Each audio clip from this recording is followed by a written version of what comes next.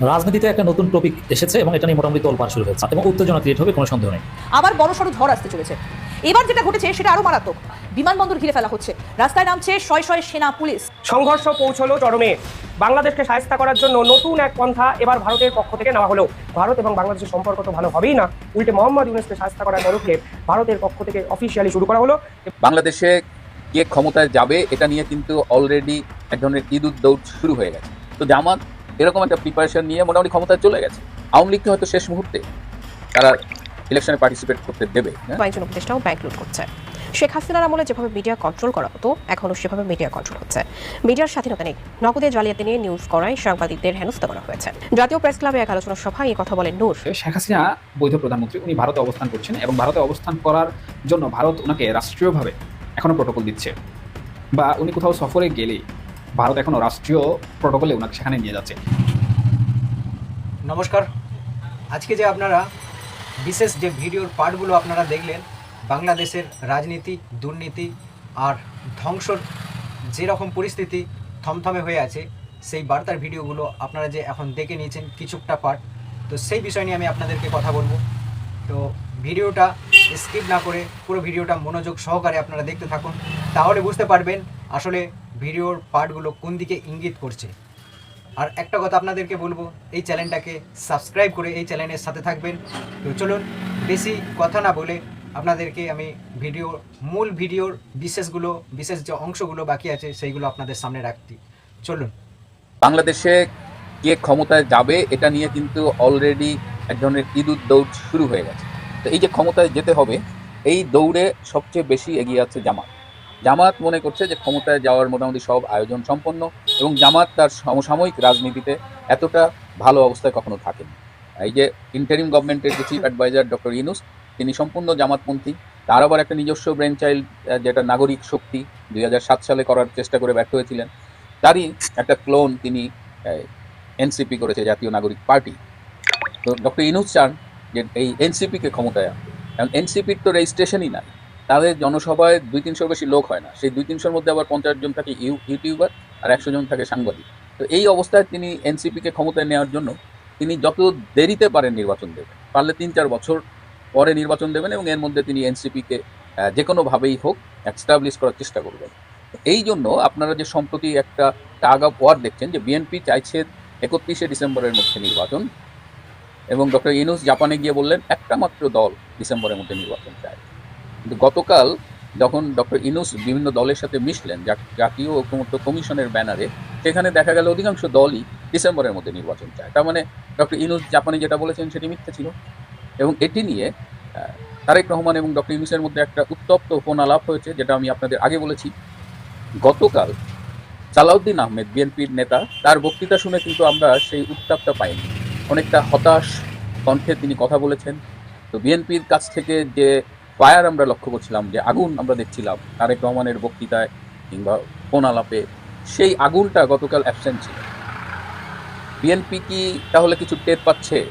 BNP কি ক্রমশ ক্ষমতার থেকে দূরে চলে যাচ্ছে? আগস্ট থেকে শেখ হাসিনা চলে যাবার পর থেকে আমাদের অনেকেরই ধারণা হলো, বা অনেকেই ধারণা দেওয়ার চেষ্টা করেছেন যে বিএনপি ক্ষমতায় আছে, কিন্তু যতই দিন যাচ্ছে বিএনপি ততই ক্ষমতার থেকে দূরে চলে যাচ্ছে। এটা তো অস্বীকার করবার কোনো উপায় নেই যে আওয়ামী লীগ এবং বিএনপি দুটোই মূল পার্টি বাংলাদেশের, এবং দুটোই বড় পার্টি। তো এই দুইটা মিলেই হয়তো অলমোস্ট 90% অফ দ্য ভোটার্স, বাংলাদেশে যত ভোটার আছে এই দুইটা দলেরই হয়তো 90% ভোট।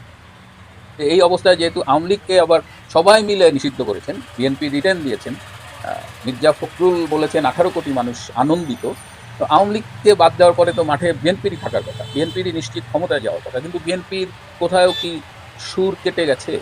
এবং গতকাল সালাউদ্দিন আহমেদের বক্তৃতাটা আমাকে খুব হতাশ করেছে, যে এরকম ডিফেন্সিভ একটা গলা আমি তার কাছে আশা করিনি। যাই হোক, বিএনপি সেই যে 5ই আগস্ট সবচেয়ে জনপ্রিয় দল ছিল আওয়ামী লীগ না থাকায়, সেই বিএনপি কিন্তু আজকে যখন এই জুন মাসে আপনাদের সাথে কথা বলছি, সেই জনপ্রিয়তার ধারে কাছে নাই।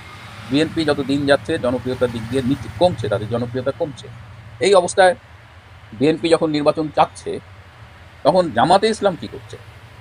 জামাতে ইসলামও কিন্তু ক্ষমতার একদম কাছে চলে গেছে। জামাতে ইসলামকে আমরা দেখেছি 2006 সালেও এরকম জামাতের অনেক লাফালাফি দেখেছিলাম। তো এইবার জামাত, যেহেতু ইউনূস আছে, এনসিপি আছে, এবং মামুনুল হকদের মতো কিছু ইসলামী দল, ইসলামী নেতা এবং তাদের দল আছে, তো জামাত মনে করছে যে ইসলামী কিছু দল, পুরো সব ইসলামী দল আবার জামাতের সাথে থাকবে না। তো কিছু জামাতে মানে ইসলামী দল মিলে জামাত একটা জোট করে তারা 160-70টা আসনে জয়লাভ করবে। এবং জামাত এখন এই মার্কিন ডিপ স্টেটের সাথে একটা সম্পর্ক গড়ে তুলছে। এবং ডক্টর খলিল সম্প্রতি এই করিডোর নিয়ে সংবাদ সম্মেলনটা করেছেন, তাকে বেশ বিব্রত হতে হয়েছে অনেক সময়। সুতরাং তিনি এখন আইদার জামাত আর বিএনপি ডিপ স্টেট মিলে তিনি নতুন একটা খেলার প্ল্যান করছেন। হয়তো তার প্রেফারেন্স ডেফিনেটলি বিএনপি ছিল, কিন্তু হঠাৎ করে তিনি জামাত ঘনিষ্ঠ হয়ে গেছেন। ঠিক এই জায়গাটা আমাদের একটু চোখ রাখতে হবে যে ডক্টর খলিল এবং জামাতের ভবিষ্যৎ সম্পর্ক।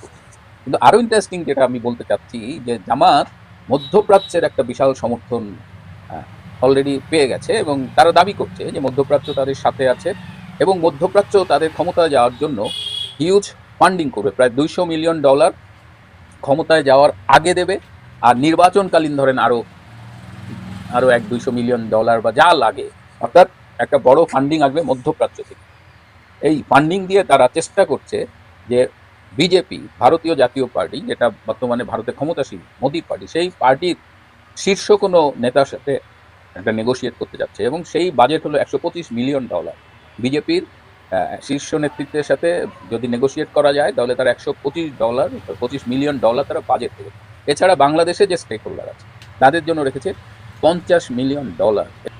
রাজনীতিতে একটা নতুন টপিক এসেছে এবং এটা নিয়ে মোটামুটি তোলপাড় শুরু হয়েছে এবং বেশ কিছুদিন রাজনীতিতে এই টপিকটা ডমিনেট করবে। এটা নিয়ে নানান ডাইমেনশন ক্রিয়েট হবে, নতুন নতুন সমীকরণ হবে এবং উত্তেজনা ক্রিয়েট হবে, কোনো সন্দেহ নেই। এবং এই টপিক দিয়ে বিএনপি একটা ভালো ধরা খাবে। বিএনপি তো পদে পদে ধরা খাচ্ছে, কারণ জনগণের বিরুদ্ধে রাজনীতি করলে, ভারতের দালালির রাজনীতি করলে ধরা খেতে হবে, এটা অনিবার্য। কারণ পোস্ট হাসিনা এরায় ভারতপন্থী কোনো রাজনীতি বাংলাদেশে টিকবে না, সব কিছু ব্যাকফায়ার করবে। এটা আমরা আগেই বলে আসছি। এমনকি সচিবালয় আন্দোলন থেকে শুরু করে এনবিআর আন্দোলন, নানান আন্দোলন, চট্টগ্রাম টার্মিনাল ব্যবস্থাপনার বিরুদ্ধে যে শ্রমিক দলের আন্দোলন, মানে চাঁদা খাওয়ার দাবিতে যে আন্দোলন বিএনপির, এগুলো সব কিছু ব্যাকফায়ার করবে। এক পর্যায়ে একেবারে আম সালাসহ ধরা খাবে। কিন্তু দর্শক, নতুন একটা বিষয় এসেছে, এতে বিএনপির মুখোশ খুলে যাচ্ছে খবর। মানে এক কথায় যদি বলি, এই টপিকটায় জামাত, চরমোনাই, এনসিপি, এমনকি ডক্টর ইউনূস সরকার সবাই এক লাইনে, আর বিএনপি একা এক পক্ষে, এর মানে সবাই বিএনপির বিরুদ্ধে। তো বিএনপি এখানে ধরা খেতে অনিবার্য। বিএনপির রাখার কথা, দেশ চলবে, দেশে কি দল একটা বিএনপি? না দর্শক, বিষয় হচ্ছে তত্ত্বাবধায়ক সরকার অধীনে স্থানীয় সরকার নির্বাচন। এখানে খবর, তত্ত্বাবধায়ক সরকার অধীনে স্থানীয় সরকার নির্বাচন চায় জামাত, ডাক্তার তাহের। তত্ত্বাবধায়ক সরকার অধীনে স্থানীয় সরকার নির্বাচন চায় এনসিপি, সরোয়ার তুষার। সালাউদ্দিন আহমেদ বলছে তত্ত্বাবধায়ক সরকারের অধীনে স্থানীয় সরকার নির্বাচন চায় না বিএনপি। আর ডক্টর ইউনূস সরকারের পরিকল্পনা কিংবা সুপারিশ স্থানীয় সরকার নির্বাচনও তত্ত্বাবধায়ক সরকার অধীনে হোক। তাহলে কী দাঁড়ালো? এবং চরমোনাই এটা আগেও বলেছে, যদি এখানে আজকের খবরের মধ্যে নেই, এবং আরও অনেকে, সবাই তত্ত্বাবধায়ক সরকার অধীনে স্থানীয় সরকার নির্বাচন চায়, বিএনপি চায় না। আচ্ছা, তত্ত্বাবধায়ক সরকারে বিএনপির ভয় কি? বিএনপি কোন জিনিসই ভয়? আচ্ছা, তত্ত্বাবধায়ক সরকার অধীনে স্থানীয় সরকার নির্বাচন নয়, বিএনপির এই সিদ্ধান্তের পেছনে বা এই মতামতের পেছনে কি যুক্তি থাকতে পারে? জনগণের কি কল্যাণ হবে দলীয় সরকার অধীনে স্থানীয় সরকার নির্বাচন হলে? এটা সবাই বুঝে, এটা দিবালোকের ন্যায় স্পষ্ট যে বিএনপি ইচ্ছা মতো ভোট কারচুপি করে তাদের পছন্দের প্রার্থীকে জিতিয়ে আনতে পারবে ক্ষমতাসীন অবস্থায় যদি নির্বাচন করতে পারে। আর বিএনপি বিশ্বাস করে যে তারা ক্ষমতায় আসবে, অথবা স্থানীয় সরকার নির্বাচনগুলো তারাই সেট আপ দিবে। যেরকম হাসিনা বিভিন্ন লোকজনকে ভাগ বাটোয়ারা দিত, তো ঠিক আছে, তোমাকে জাতীয় নির্বাচনে নমিনেশন দিতে পারলাম না, স্থানীয় সরকার নির্বাচনে তুমি এটা নাও। আত্মীয় স্বজন লোকজন সবাইকে, কাউকে চেয়ারম্যান, কাউকে মেম্বার, কাউকে উপজেলা চেয়ারম্যান, কাউকে পৌরসভা মেম্বার, কাউকে কাউন্সিলর, কাউকে মেয়র, এগুলো বানিয়ে এটা নিয়ে দিত। মানে এটা হাসিনার ভাগ বাটোয়ারা এবং দলের লোকজনকে সান্ত্বনা দেওয়ার একটা গ্রাউন্ড ছিল। এখন স্থানীয় সরকার নির্বাচনে যদি তত্ত্বাবধায়ক সরকার অধীন হয়, তাহলে তো আর এই খাওয়া খাওয়াই চলবে না, রাস্তা বন্ধ হয়ে যাবে। বিএনপি আওয়ামী লীগের চরিত্র একই, কোনো পার্থক্য নেই। আওয়ামী লীগ যা করেছে বিএনপি সবই করতে চায়। এই জন্যে দর্শক, বিএনপি তত্ত্বাবধায়ক সরকার অধীনে নির্বাচন চায় না, স্থানীয় সরকার নির্বাচন চায়। আসলে বিএনপি তত্ত্বাবধায়ক সরকার ব্যবস্থায় বিশ্বাস করে না। এই যে আমরা যে বলি যে আওয়ামী লীগ তত্ত্বাবধায়ক সরকার বাতিল করেছে, উঠিয়ে দিয়েছে, তারপর ফেসিবাদ কায়েম করেছে, বিএনপি তো এটা আগেই করেছে। কিন্তু আওয়ামী লীগ পাশ করেছে, বিএনপি ফেল করেছে। তত্ত্বাবধায়ক সরকার ব্যবস্থাকে বিকৃত করেছে বিএনপি। তত্ত্বাবধায়ক সরকার মানতে চায় না বিএনপি, 91 পর 96-তে বিএনপি মানতে চায়নি, আন্দোলন করে আদায় করতে হয়েছে। এরপরে যখনই সুযোগ পেয়েছে তত্ত্বাবধায়ক সরকার খেয়ে দিয়েছে, বিচার বৈধের বয়স বাড়িয়ে নানান কায়দা কানুন করে বিএনপি খেয়ে দিয়েছে। অতএব তত্ত্বাবধায়ক সরকারের বিরুদ্ধে বিএনপির অবস্থানের চাইতে আওয়ামী লীগের অবস্থান চাইতে বিএনপির অবস্থান জোরালো। বিএনপি হচ্ছে একটা তত্ত্বাবধায়ক সরকার বিরোধী দল, তারা তত্ত্বাবধায়ক সরকার চায় না। এখন বাধ্য হয়ে জাতীয় নির্বাচন চায়, ক্ষমতা আসলে বিএনপিও চাইবে না, বলবে যে এটার প্রয়োজনীয়তা নাই। কিন্তু স্থানীয় সরকার নির্বাচন চায় না। আচ্ছা, সমস্যাটা কি ভাই? নির্বাচন যদি একটা নিরপেক্ষ সরকার অধীন হয় তাহলে তো ভালো। নইলে তো এটা পাগলেও বুঝে যে দলীয় সরকার অধীনে যে কোনো নির্বাচন হলে দল প্রভাব বিস্তার করতে পারে, এটা তো যে কেউ বুঝে। তাহলে আপনি এটা কেন বিরোধিতা করছেন? কোনো যুক্তি আছে? যুক্তি একটাই, খাওয়া খাওয়ির রাস্তা উন্মুক্ত রাখতে চায়। দুই নম্বরই করতে চায়, কারচুপি করতে চায়। তো এর মধ্য দিয়ে বিএনপির মুখোশ খুলে যাচ্ছে। এতে বিএনপি ভুগতে হবে। একদিন ঠিকই বাংলাদেশে এই ব্যবস্থা কায়েম হবে যে তত্ত্বাবধায়ক সরকার অধীনেই স্থানীয় সরকার নির্বাচন হবে, এটা কায়েম হবে বাংলাদেশে। তখন বিএনপি ভিলেইন হবে, ইতিহাসে বিএনপি ভিলেইন হবে। বিএনপিকে বলবে মানুষ, এই বিএনপি তত্ত্বাবধায়ক সরকার অধীনে, যেমন একসময়, এখন আমরা বলবো না যে আওয়ামী লীগ তত্ত্বাবধায়ক সরকার বাতিল করেছিল, যদিও আওয়ামী লীগ এখন তত্ত্বাবধায়ক সরকার চায়। মজার বিষয়, আপনারা জানেন কিনা, বিএনপি শুরু বলেছে ইন্টারিমের মাধ্যমে হবে না, তত্ত্বাবধায়ক সরকার দরকার। এটা বিএনপি বলে, বিএনপিরও কিন্তু মত এটা যে ডক্টর ইউনূস ইন্টারিম গভর্নমেন্টের মাধ্যমে সুষ্ঠু নির্বাচন হবে না, তত্ত্বাবধায়ক সরকার দরকার। এবং ডক্টর ইউনূসের অধীনে তার কারচুপি করা যাবে না, এই জন্য পছন্দের কোনো তত্ত্বাবধায়ক সরকার বসাতে চায়। এই পয়েন্টটায় বিএনপিকে অনেক ভুগতে হবে। ইতিহাসে বিএনপি ভিলেন হয়ে থাকবে যে বিএনপি স্থানীয় সরকার নির্বাচন কারচুপি করতে চেয়েছিল, ভাগ বটরা করতে চেয়েছিল। বিএনপি মানেই কারচুপি, বিএনপি মানেই ভোট চুরি, বিএনপি মানেই দালালি। এই ব্র্যান্ডিং হচ্ছে বাংলাদেশের রাজনীতিতে। কিছুদিন পর দেখবেন এই যে জাতীয় নির্বাচন চায় না বিএনপি, এক একটা ইস্যুর সামনে এসে বিএনপির জাতীয় নির্বাচন প্রজেক্ট মারা খাবে। কখন আসবে স্থানীয় সরকার নির্বাচন ইস্যু, কখন আসবে ছাত্র সংসদ ইস্যু। একটা বাজারে সরকার ছেড়ে দিবে আর বিএনপি দুই গ্রুপ ওটা নিয়ে কামড়াকামড়ি করবে, আর দেখবেন জাতীয় নির্বাচন চাপা পড়ে গেছে, জাতীয় নির্বাচন চাওয়ার সাহসই করতে পারবে। যেমন একটা সময় ছিল না 5 আগস্টের পর, যে রক্তের দাগ শুকায়নি, বিএনপি এর মধ্যে নির্বাচন চায়, কিছুদিন কিন্তু সাহস করেনি নির্বাচন চাইতে, কিন্তু তার কিছুদিন পর আবার চাওয়া শুরু করেছে। এরকম একটা সময় আসবে বিএনপির আগামের কারণেই স্থানীয় সরকার নির্বাচন বা ছাত্র সংসদ কিছু নির্বাচন ছেড়ে দিক, দুই গ্রুপে কামড়াকামড়ি করতে করতে দেখবেন যে বিএনপি নির্বাচন চাওয়ার সাহসই আর পাবে না। দেশের জরুরি অবস্থা জারি করার প্রয়োজন হতে পারে, সরকারকে কঠোর হওয়ার প্রয়োজন হতে পারে, বাস্তবতা নিরিখে সরকার অস্তিত্বের জন্য, দেশ চালানোর সুবিধাতে কিছু করার নেই। সংঘর্ষ পৌঁছলো চরমে। বাংলাদেশকে শায়েস্তা করার জন্য নতুন এক পন্থা এবার ভারতের পক্ষ থেকে নেওয়া হলো। কালকে যে খবর সামনে এলো সেখানে দেখা গেল অবৈধ অনুপ্রবেশকারী প্রায় 13 থেকে 14 জনকে নোম্যান্স ল্যান্ডে ফেলে দিল ভারত সরকার। আরও স্পেসিফিক্যালি বললে এই রকম ভয়ঙ্কর পদক্ষেপ নেওয়া হয়েছে আসাম সরকারের পক্ষ থেকে। পরিষ্কার বোঝা যাচ্ছে মোহাম্মদ ইউনূসের সাথে এই যে সম্পর্ক, তার তো উন্নতি হওয়ার কোনো জায়গাই নেই, উল্টে অবৈধ অনুপ্রবেশকারী নিয়ে ভারত এবং বাংলাদেশের মধ্যে সংঘাত ফের একবার চরম সীমায় পৌঁছে গেল। কি হয়েছে পুরো বিষয়টা আপনারা যদি আরও গভীরে গিয়ে এই প্রতিবেদন দেখেন তাহলে দেখবেন আসাম সরকারের পক্ষ থেকে যে পদক্ষেপ নেওয়া হয়েছে সেখানে স্পেসিফিক্যালি দাবি করা হয়েছে যা সরকার পদক্ষেপ নিয়েছে তা একদম আইন মেনে। পাশাপাশি বাংলাদেশ বলছে দিনের পর দিন বাংলাদেশের বর্ডার থেকে পুশিং করছে ভারত সরকার, অর্থাৎ কিছু ব্যক্তিকে বর্ডার ক্রস করে বিজেপির হাতে তুলে দেওয়া হচ্ছে এবং বিজেপি যদি তাদেরকে অ্যাকসেপ্ট না করে তাহলে কোনো না কোনো সীমান্ত দিয়ে তাদেরকে বাংলাদেশে ঢুকিয়ে দেওয়া হচ্ছে। মোহাম্মদ ইউনূস সরকারের পক্ষ থেকে এই ধরনের বিস্ফোরক অভিযোগের পরেও আসাম সরকার কিন্তু তাদের কড়া সিদ্ধান্ত থেকে পিছিয়ে আসছে না। পরিষ্কার দাবি, মোহাম্মদ ইউনূসের এই অবৈধ অনুপ্রবেশকারী নিয়ে যে স্ট্যান্ড তা আন্তর্জাতিক স্তরে এক্সপোজ করতে হবে।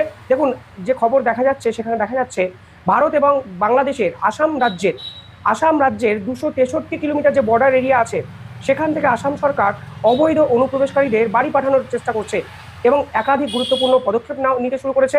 এই রকমই একটা খবর কালকে উঠে এসছে। সেখানে দেখা যায় আসামের পক্ষ থেকে যারা এই রকম তদারকি করছেন তাদের হাতে 67 জন অবৈধ বাংলাদেশি ধরা পড়েন। এই অবৈধ বাংলাদেশি ধরা পড়েন তাদেরকে বিএসএফ এর পক্ষ থেকে ওপারে অর্থাৎ বাংলাদেশে পাঠানোর ব্যবস্থা করা হয়। বাংলাদেশ সরকার 54 জন অবৈধ বাংলাদেশিকে ডিটেক্ট করে এবং তারা কিন্তু বাংলাদেশে তাদেরকে ফিরিয়ে নেন। সমস্যাটা হলো তারা 13 জনকে ফিরিয়ে নিতে অস্বীকার করেন। তারা বলেন এই 13 জন ভারতীয়রা নাকি জোর করে বাংলাদেশে তাদের ব্যক্তিদের পাঠিয়ে দিচ্ছে। আসাম সরকার তাদেরকে ফের ভারতে ঢোকায়নি, এমনকি বিএসএফ এর পক্ষ থেকে পরিষ্কারভাবে বলা হয়েছে তাদেরকে ভারতে আশ্রয় দেওয়া হবে না, বাংলাদেশ নিলে নিক, তাহলে নোম্যান্স ল্যান্ডে কিন্তু তাদেরকে রেখে দেওয়া হয়েছে বিএসএফ এর পক্ষ থেকে। অর্থাৎ জনমানবহীন একটি জায়গা, যা আসামেরও না, ভারতেরও না, যা বাংলাদেশেরও না, এই রকম একটি জায়গা বর্ডার সীমান্তে তাদের কিন্তু ছেড়ে দিয়ে আসা হয়েছে। ফলে অদ্ভুত এক অবস্থার সৃষ্টি হয়েছে এবং চূড়ান্ত সংঘাত অন্য লেভেলে যে চলে গেল তা কিন্তু বলাই যায়। দেখুন আসামের সংবিধান কি বলে, পরিষ্কারভাবে বলা হচ্ছে যে 1971 সালের 24শে মার্চ, এই 24শে মার্চ 1971-এর পর যারা বাংলাদেশ থেকে এদেশে এসছেন, ভারতবর্ষে এসছেন, তাদেরকে ভারত সরকার আর কখনো জায়গা দেবে না, অর্থাৎ তারা কিন্তু অবৈধ অনুপ্রবেশকারী হয়ে গেলেন। এটা কিন্তু সুপ্রিম কোর্টের জাজমেন্টেও কিন্তু এই তারিখটার কথা বলা হয়েছে, 1971 সালের 24শে মার্চ। এমনকি 1985 সালে দ্য আসাম অ্যাকর্ডের পরেও কিন্তু এই পরিস্থিতিটা উন্নতি হওয়ার কোনো জায়গা তারা দেখা যাচ্ছে।